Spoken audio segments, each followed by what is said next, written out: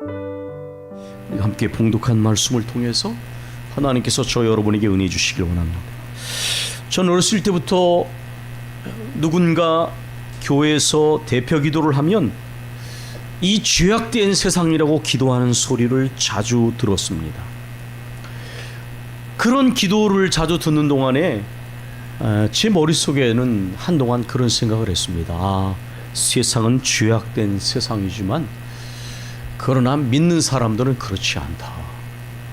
그런데 세월이 흘러가면서 어느 순간부터 하나님께서 이 교회 바깥의 세상 사람들의 죄에 대하여 당연히 심각하게 여기시지만, 그러나 하나님께서는 소위 하나님의 이름으로 일컬어지는 하나님의 백성, 하나님의 자녀, 믿는 사람들의 공동체인 교회의 불순종의 문제를 더 심각하게 여기신다는 생각이 들기 시작했습니다. 더구나 오늘같이 교회가 안팎에서 비판과 심지어 과도한 일반을 통한 비난을 받는 시대에 더더욱 이 문제는 중요한 문제라는 생각을 하게 되었습니다. 그리고 실제로 성경을 자세하게 들여다보니까 하나님께서는 믿지 않는 이방인들의 죄악에 대해서도 당연히 심각하게 계시지만, 소위 하나님의 백성이요 자녀로 일컬어지는 사람들이 하나님께 불순종하고 죄 짓는 것을 더 심각하게 여기신다는 것을 발견하게 됐습니다. 여러분이 성경을 들여다보십시오. 성경에는 하나님의 백성들의 죄를 더 심각하게 지적하는 대목이 훨씬 더 많습니다. 우리가 이 부분을 한번 오늘 진지하게 생각해 보자 합니다.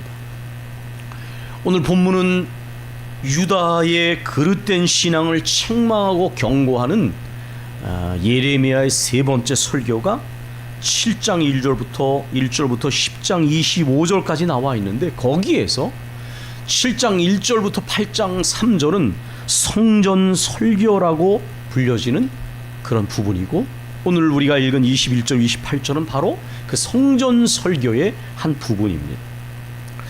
이 성전 설교의 배경은 칼빈이 해석한 대로 유대인들은 6월절과 77절에 그리고 초막절에 이렇게 하나님께 나오게 돼 있었습니다. 그 절기가 되면 20세 이상의 성인 남자는 모두가 예루살렘에 모여서 하나님께 보여야 합니다. 지금 이 성전 설교라고 말하는 것은 하나님의 명령에 따라서 예레미야가 이제 성전 바깥들에서 안뜰로 들어가는 여러 문 중에 한 문인, 아마도 세 문이라 일컬어진 그러한 문에 서서 거기 들어온, 예배하러 들어오는 많은 이들을 보면서 이제 하나님 말씀을 선포하는 것입니다. 이 선포의 내용을 보면 아주 강력한 내용을 담고 있습니다. 결코 유쾌한 감정을 가질 수 없는 강력한 경고의 말씀을 선포하고 있습니다. 그래서 나중에 우리가 예레미야 26장에 가게 되면 예레미야가 이것 때문에 죽임을 당할 뻔했습니다. 하나님의 말씀을 있는 그대로 선포하면 사람들이 좋아할까요? 저는 그렇지 않은 것을 자주 발견합니다. 아마 복을 선포하면 모두가 아멘을 하겠지만은 당연히 하나님께 바로 서야 하는 가장 중요한 이 말씀, 회개의 말씀을 선포하면 현대 교인들은 좋아하지 않습니다. 제가 독일에 가보니까 근본적인 문제를 하나 발견했는데, 그것은 아주 세련된 그리고 사회적 책임성을 말하는 설교들은 굉장히 뛰어나지만 죄를 지적하는 회개가 사라졌더라고요. 제가 자주 그래서 말씀을 드렸습니다. 한국 교회가 왜 영적인 힘을 잃어버렸는가? 두 가지 단어를 소홀히 여기거나 망각했기 때문에 바로 회개와 하나님 나라입니다. 회개와 하나님 나라를 빼놓으면 주님이 선포하신 사역과 선포의 핵심을 우리가 망각하는 것이 됩니다. 예레미야가 강력하게 선포한 이 선포 때문에 그는 많은 핍박을 받습니다. 그런데 여러분, 7장을 이 예레미야 7장을 자세히 읽어보시면 언제나 그렇듯 하나님께서는 경고만 하신 것이 아니었어. 사실 이 경고를 자세히 들어보면 그것은 경고로 끝나는 것이 아니라 위로와 소망을 주기 위해서, 진정한 위로와 소망을 얻도록 하기 위해서 경고하는 거예요.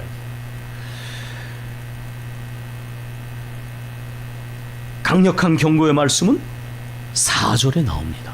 여기 보면 너희는 이것이 여호와의 성전이라 여호와의 성전이라 여호와의 성전이라 하는 거짓말을 믿지 말라. 이것은 지금 아까 말씀드린 것처럼 성전 그 안뜰로 들어가는 문 앞에 서서 예배하러 오는 사람들 향해서 말하는 것입니다. 성전을 향하여 예배드리러 들어가는 사람들에게 너희는 이것이 여호와의 성전이라 여호와의 성전 여호와의 성전이라 이 3번의 표현을 쓰면서 이 거짓말을 믿지 말라. 여러분께서 만약에 그 성전에 예배를 드리러 가는 사람들 대열에 서 있다면 여러분은 아마 예레미야를 거짓 선지자 취급할 것입니다. 예레미야는 왜 이러한 강력한 선포를 했을까요? 그 당시 예배하러 오는 사람들이 이런 믿음을 가졌을 것입니다. 이 성전은 하나님께서 주시는 안전과 보호에 대한 보증수표다, 이렇게 믿었을 거예요. 그렇으니까 거기에 왔겠죠. 그런 사람들에게 이것이 여호와의 성전이라고 말하는 것을 3번이나 반복하면서 이것은 거짓말이니 믿지 말라라고 말한다면 그들은 굉장한 충격을 받았을 것입니다. 그리고 상당히 그 선포를 불경건하게 여기고 저는 하나님의 말씀이 아니라고 생각했을 거예요.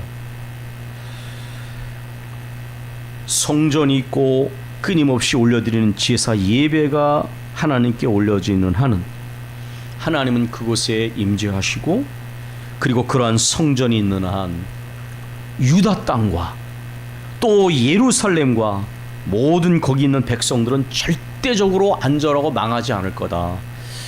이것이 그들이 가지고 있던 믿음이었습니다. 그런데 여러분이 역사를 알지 않습니까?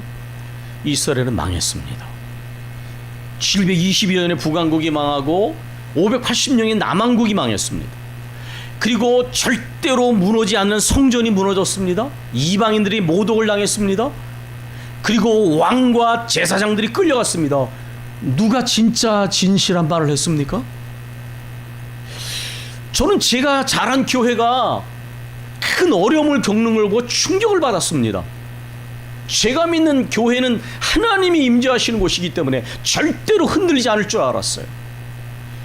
그런데 그 교회 안에서 절대로 일어나지 않는 일들이 일어나는 것을 저는 아주 오랜 동안 보면서 굉장한 충격을 받았어요. 여호와의 성전이라 여호와의 성전이라 여호와의 성전이라, 왜 이렇게 반복을 했을까요? 그것은 바로 성전 자체에 구원이 있는 것처럼 선포하는 거짓 선지자들의 말 때문이었습니다. 교회는 건물이 아니듯 진정한 성전은 건물이 아닙니다. 당시에 거짓 선지자들의 유혹이 빈번했던 것입니다. 너희가 이 성전에만 있으면 절대로 문제가 생기지 않아. 그러나 예레미야 선지자는 단호히 말합니다. 그건 거짓말이야. 그 거짓말을 믿어서는 안 된다. 그러면 왜 예레미야는 이렇게 선포했을까요? 그것은 바로 예배드리는 그들이 근본적인 자세와 삶이 하나님 앞에 바르지 않았기 때문입니다. 우리는 그것을 3절에서 봅니다. 만군의 여호와 이스라엘 하나님께서 이와 같이 말씀하시되 너희 길과 행위를 참으로 바르게 하여, 이 길과 행위를 바르게 하는 것은 사람들, 우리가 더불어 사는 사람들과의 관계와 연결됩니다. 이웃들 사이에 정의를 행하며 또 하나님의 긍휼하심처럼 이방인과 고아와 과부를 압제하지 아니하며 사회의 가장 약자들을 절대로 압제하지 않고 주님의 긍휼하심처럼 그들을 긍휼히 여겼어야만 했습니다. 무죄한 자의 피를 이곳에서 흘리지 아니하며 다른 신들 뒤를 따라 화를 자초하지 아니하면, 그랬습니다. 이게 무슨 말입니까? 실제로는 그렇게 했다는 것입니다. 그렇게 했다는 거예요. 만약에 너희가 그렇게 했더라면 내가 너희를 이곳에 살게 할, 바로 너희 조상들에게 맹세한 이 땅에 영원 무궁하도록 너희가 이것에 거할 것인데. 8절, 보라 너희가 무익한 거짓말을 의존하는도다. 불순종하면서 성전이 안전을 보장하는 장소라고 하는 그 거짓말을 믿어서는 안 된다. 그런데 너희가 그 거짓말을 믿고 있구나. 9절, 너희가 도둑질하며 살인하며 간음하며 거짓 맹세하며 바알에게 분향하며 너희가 알지 못하는 다른 신들을 따르면서, 이렇게 말했습니다. 여기 나와 있는 내용들은 십계명의 부분들이지요. 도둑질하며 살인하며 간음하며 거짓 맹세하며 우상 숭배하며. 10절, 내 이름으로 일컬음을 받는 이 집에, 하나님의 성전이니까 너희가 이 집에 들어와서 내 앞에 서서 말하기를 구원을 얻었나이다 하느냐. 이는 이 모든 가증한 일을 행하려 함이로다. 여러분, 예전에도 유명한 부흥 강사가 그런 설교를 했습니다. 교회만 나오면 구원을 받는다고 하는 착각을 하지 마라. 온갖 교회 바깥에서 순종 대신 불순종과 죄 가운데 살아가면서 너희가 교회에 예배만 드리면 구원받는다는 생각을 하는데, 아마 천국에 가면 꼭 있을 줄 알았던 사람이 없고 없을 줄 알았던 사람이 있을 것이다.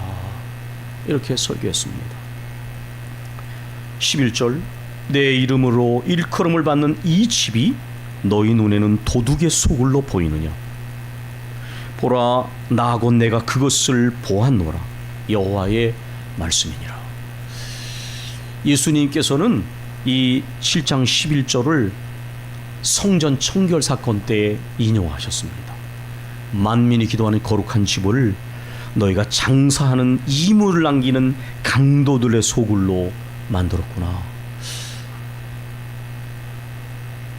12절부터 15절은 하나님께 불순종하여 바르지 못한 삶을 살면서 예배드리는 성전이 더 이상 성전이 되지 못하듯이, 이미 하나님이 아무리 하나님께로 돌아오라고 말씀하셔도 들은 척도 하지 않을 때, 그들이 의지했던 신뢰했던 성막과 법궤는 그냥 텐트가 되고 법궤는 그냥 빈 상자로 전락해버리고, 실제로 고고학자들이 발견한 바에 따르면 이 법궤가 어떻게 파괴됐는지를 알지 못했는데, BC 1050년에 블레셋 침공 때 하나님의 거룩성을 무너뜨리고 단순히 텐트와 상자 같은 성막과 법궤를 의지했던 그들은 완전히 이 성막과 법궤가 파괴되는 것을 보았고, 나중에 고고학자들에 의해서 이것이 역사적인 사실이었다는 것이 발견됐다는 것입니다.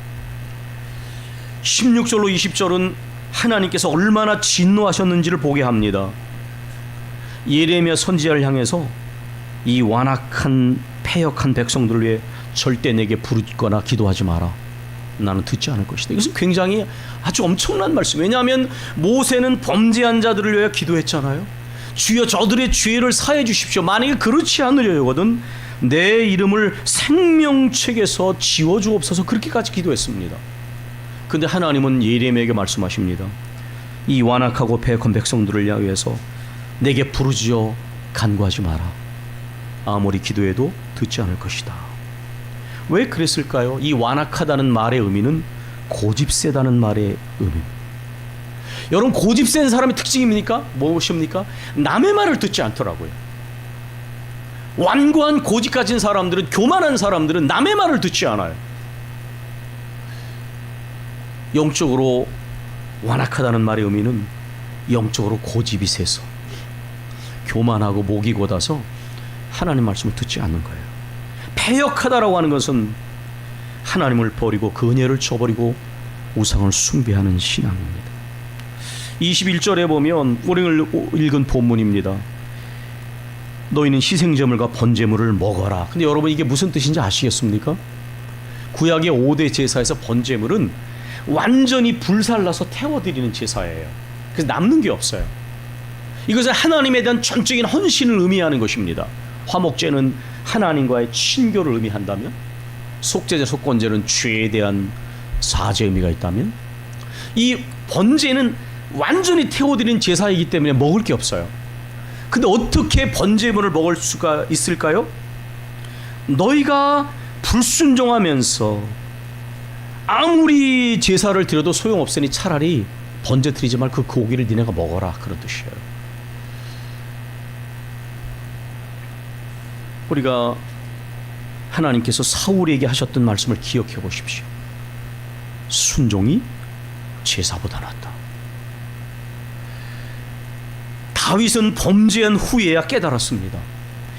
내가 왕이니 하나님께 천천만만의 양을 드릴 수 있다. 그러나 하나님이 구하시는 것은 염소나 송아지의 피가 아니라 상한 심령.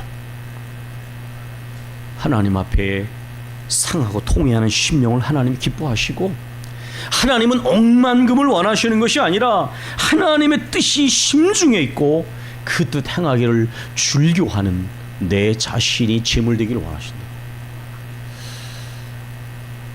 많은 사람들이 하나님께 많은 헌금을 드리면 하나님 기뻐할 것을 생각합니다. 물론 하나님께 드리는 것은 나쁜 일이 아닙니다. 그러나 형식적 제사, 형식적 예배를 드리면서 삶 속에 하나님에 대한 순종이 없는 것을 하나님 기뻐하지 않았어요. 23절로 오직 내가 이것을 그들에게 명령하여 이르기를 너희는 내 목소리를 들으라. 그리하면 나는 너희 하나님이 되겠고 너희는 내 백성이 되리라 하였으나 그들이 순종하지 아니하며 귀를 기울이지도 아니하고 자신들의 마음에 악한 마음에 꾀와 완악한 대로 행하며 그 등을 내게로 돌리고 그 얼굴을 향하지 않고 완전히 주님께 뒤돌아선 것 아닙니까? 너희 조상들이 애굽 땅에서 나온 날부터 오늘날까지 내가 내 종 선지자들 너에게 보내되 끊임없이 보내었으나 너희가 나에게 순종하지 아니하며 귀를 기울이지 아니하고 목을 굳게 하여 너희 조상들보다 악을 더 행하였으니. 여기에 순종하지 아니하며라는 표현이 여러 번 나오는데 이전 개역 성경이 더 의미가 살아나는 것 같아요. 청종이라는 단어, 청종하지 아니하며. 여러분, 청종이 하나님 말씀과 관련 최고의 신앙이라는 거 아십니까? 청종이 무엇입니까? 진심으로 마음으로 귀 기울여 듣는 것입니다. 그리고 순종하는 거예요. 그게 바로 청종이에요. 하나님 말씀과 관련된 최고의 신앙은 청종하는 신앙입니다. 진심으로 듣고 진심으로 순종하는 거예요. 유감스럽게도 27절, 28절을 보면 우리가 하나님이 이들이 어떻게 할지를 말씀하시는 걸 제가 27절을 보면 여러분이 28절을 읽으십시오. 내가 그들에게 이 모든 말을 할지라도 그들이 너에게 순종하지 아니할 것이요 내가 그들을 불러도 그들이 내게 대답하지 아니하리니. 28절